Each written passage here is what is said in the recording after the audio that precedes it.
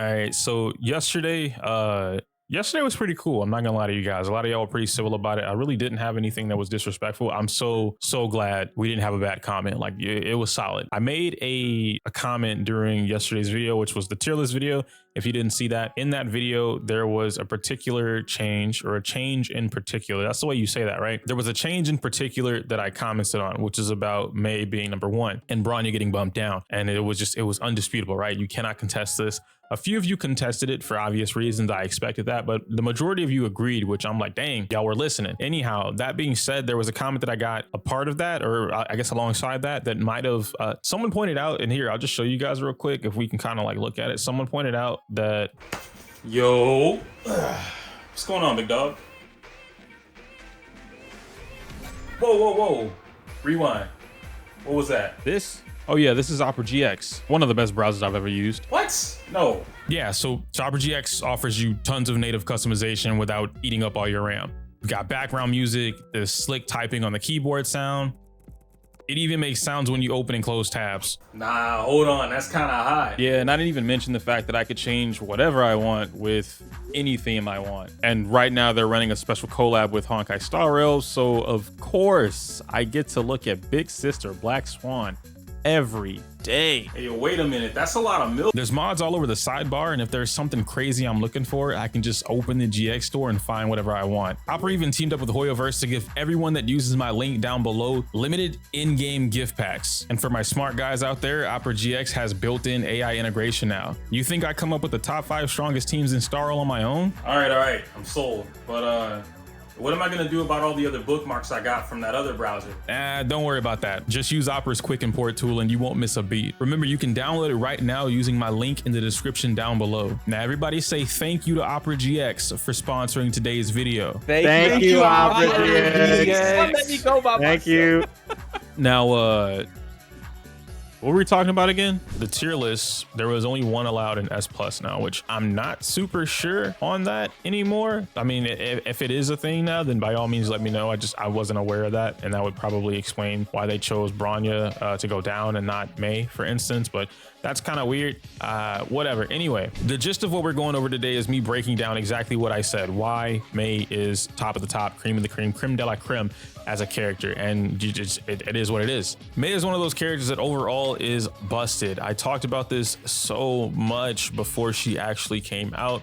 I got contested on it, and now that she's here, everyone can see it. And I mean, literally, I was speaking on Mei well before she was gonna become this broken character, if you will. And I even got contested by like that Saga kid, right? I got contested by him. He made a whole video on it, deleted it, but it is what it is. Point being is that a lot of you were trying to drag my name through the mud. I remember those days. I don't forget, all right? I'm a Scorpio. I don't think I forgive either, but that's not the point. Why is Mei busted? For those that might be new players, or you simply don't understand why she's busted. Overall, Mei is going to give a 10% speed boost, about 70% damage bonus, weakness break efficiency by 50%, and a 20% break effect to the entire team. And it's permanent. It's not a, oh yeah, sometimes you get it, sometimes you don't. No, it is permanent. This is always active unless you have to purposely not use her skill.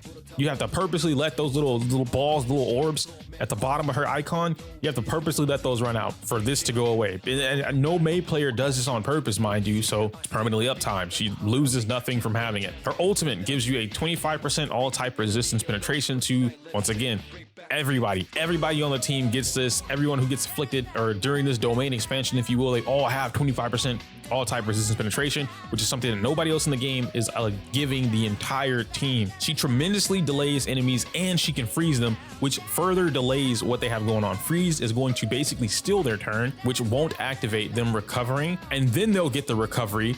Then the delay will happen, and then they'll have to go through the process all over again. Freeze is a very strong mechanic right now, especially attached to Ruan Mei. I'm working on a team for that, but it's a wonderful thing to see happen live. Now, mind you, all of this that I just mentioned is without her signature light cone or the broken E1 Eidolon that exists. So as a brief explanation for Mei, right, we can move away from there. And if you don't understand what I was saying in that moment, Mei buffs the entire team, period. No one else in the game buffs the entire team the way that Mei does it, and is strong as Mei does it. So now we get into, I guess, the actual argument. Mei versus Bronya. Why would I say Mei is number one? Why don't I think Bronya is up to par or up to snuff with Mei? Why didn't I think that back then, a month or so ago, or 2 months, whenever we got the information about her before she released? Why didn't I feel that way about Bronya versus Mei? And this isn't because we've been good. Let's keep it this way. You guys are listening to what I'm saying, and I'm not being taken out of context. I am not saying that Bronya is weak or bad or not good. I burped while I said that. My bad. Excuse me. I'm not saying she's anything negative at all. I'm just saying that Mei is so strong, they are not on the same level. They just aren't. So if you have a Bronya, if you're like, Bronya is my wife, because like Bronya is my wife, right? I'm gonna keep using Bronya, but there's a significant difference between when I use Bronya and when I use Mei. Now going into Bronya, just again for a brief explanation so you guys understand the full context here. Bronya is single target. She is forced to use her skill constantly for said buffs that she gives, but within those buffs, she does provide damage boosts with her ultimate that can apply to the entire team. The problem with said ultimate is that there's always only one DPS on the team, typically speaking, when it comes to Bronya teams, because she can only boost one character to take advantage of her skill. So in technicality, or actually in practicality, right? Practicality, nobody really takes advantage of those buffs except the single DPS that's on the team, not the sustain, not the sub DPS if you have one of those, not the Pelas, right? Your Ting Yuns. No one else takes advantage of what Bronya is bringing to the table except that one DPS. They are glued together. So if something happens to your DPS character or Bronya, neither of them perform the way that they would want to perform, which in itself is a problem with hypercarry teams as it is, but this isn't that type of video and I'm not bashing hypercarry. The damage output compared to Mei is just too wide. Bronya is glued to the one character, locks that pair in place. Bronya doesn't work with everyone, but Mei does. And before someone says it, no, Bronya literally does not work with everyone. That's why some teams have Ting Yun and they perform much better with Ting Yun versus teams that perform a lot better with Bronya. But in Mei's case, Mei is so fluid of a character. She's so strong. Nothing in her kit says don't use me. Everyone can take advantage of break effect. Everyone can take advantage of the damage percent boost, the 10% speed boost. The all type penetration or the all type resistance penetration is huge for anyone on the team. Like, she just brings too much to the table. Lastly, Bronya is going to force SP positivity. You're not going to be sucking up skill points with Bronya. In Mei's case, she literally just does not care. Mei doesn't care what you do on the team. As long as you play smart, even the auto AI is not going to run out of skill points. It's a ridiculous kind of thing. You don't have to do basic skill. You don't have to do basic skill. No, you just skill basic skill, whatever you want to do. It's always up. There's never a time where you're not getting boosted when Ruan Mei's on the team. I can bring you guys over to, like, why is this a Spiral set? I thought this was called Spiral Abyss.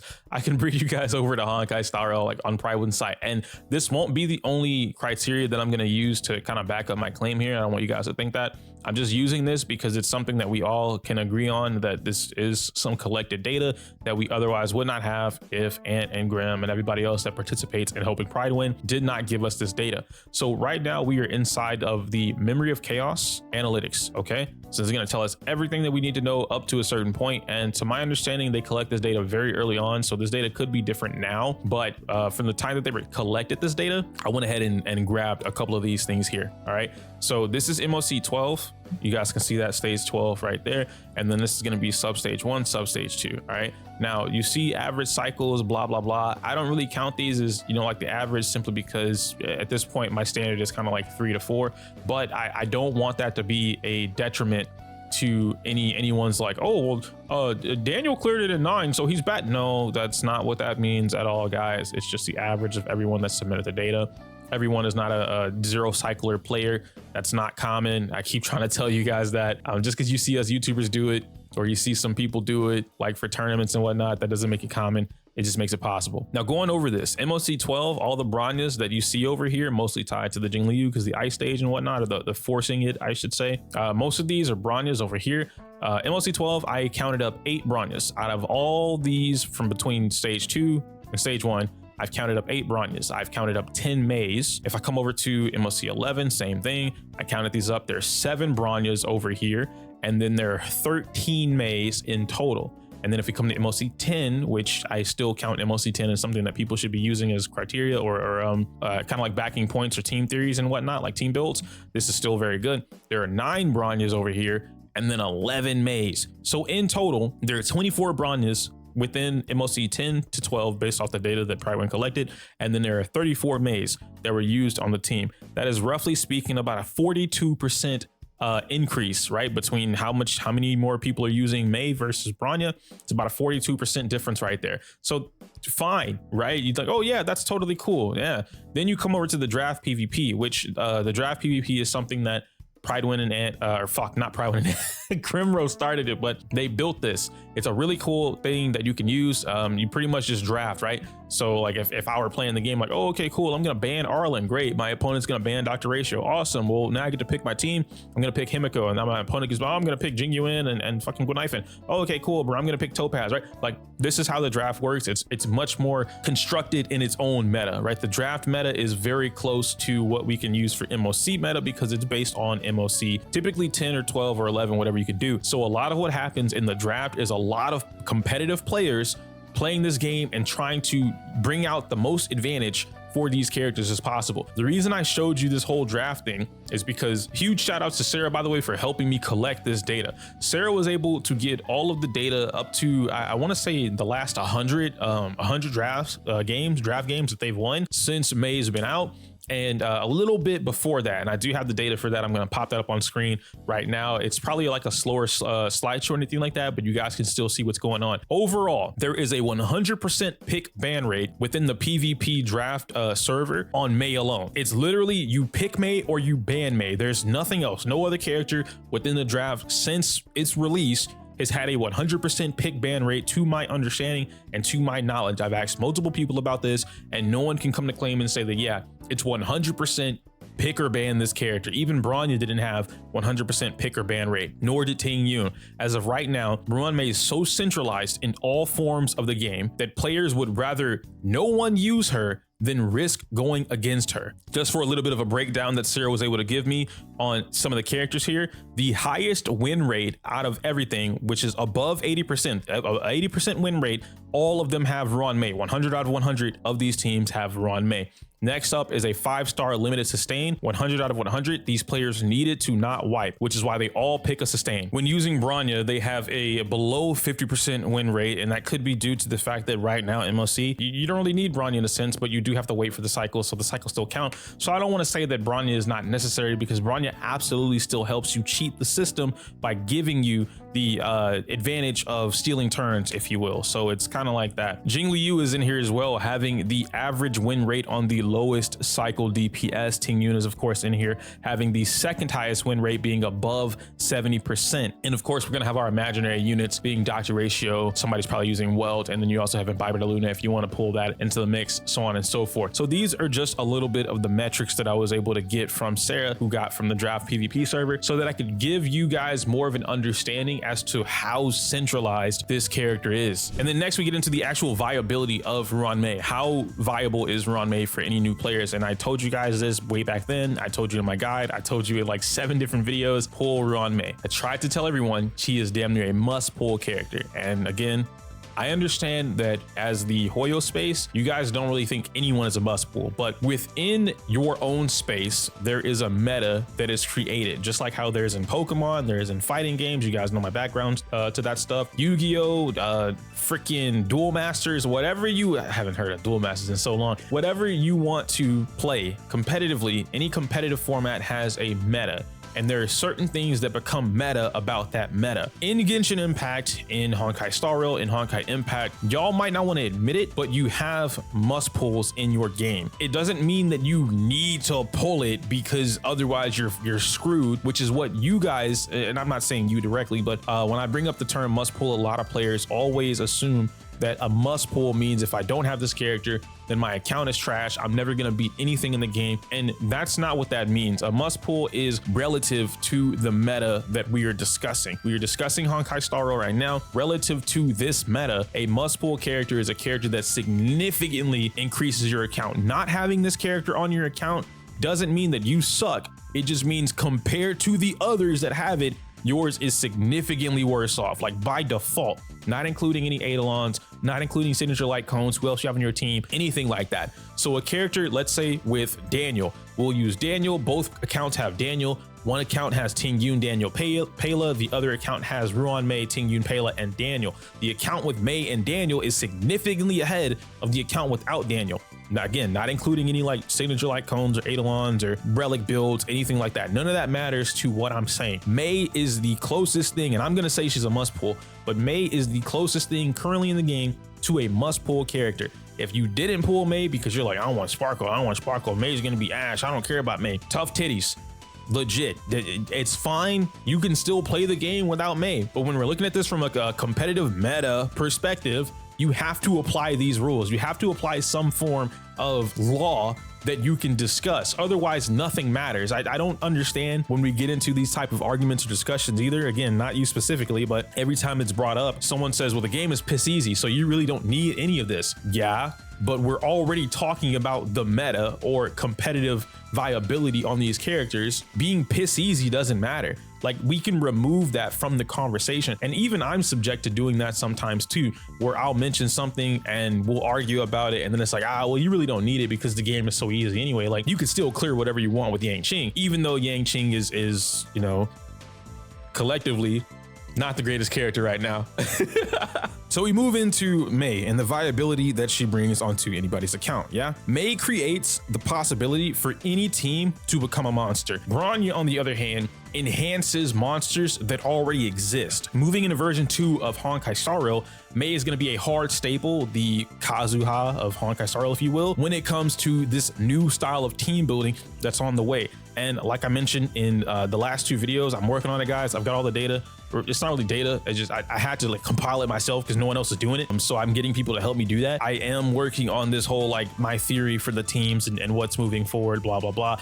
Just hang tight. It should be out this week. Lastly, the new players, especially if you're free to play, you should 100% stop pulling anything under the sun and instead start building XYZ teams, right? You start building for the concept of using XYZ team. This also goes into what I'm talking about just now about the team building stuff coming into 2.0. I would much rather have an E1 S1 Topaz follow-up team completed than 4 failed 50/50s and one of the characters that I wanted out of the 5 characters I pulled for, not including the fact that you don't have resources to build every single one of these characters. While Silverwolf eliminated the need for having a multitude of elements, and I still consider Silverwolf one of the premier pickups for newer players, intermediate players, even some advanced players, because we don't have everything built either. We don't want to use different things. And as you guys can see from the data in Pridewind, Silverwolf is pretty much on like half the teams in Pridewind as it is, so, or in MOC 10 through 12. So she's still being used. Her usage went up actually. It's all about just making use of what Mei is bringing to the table and not really.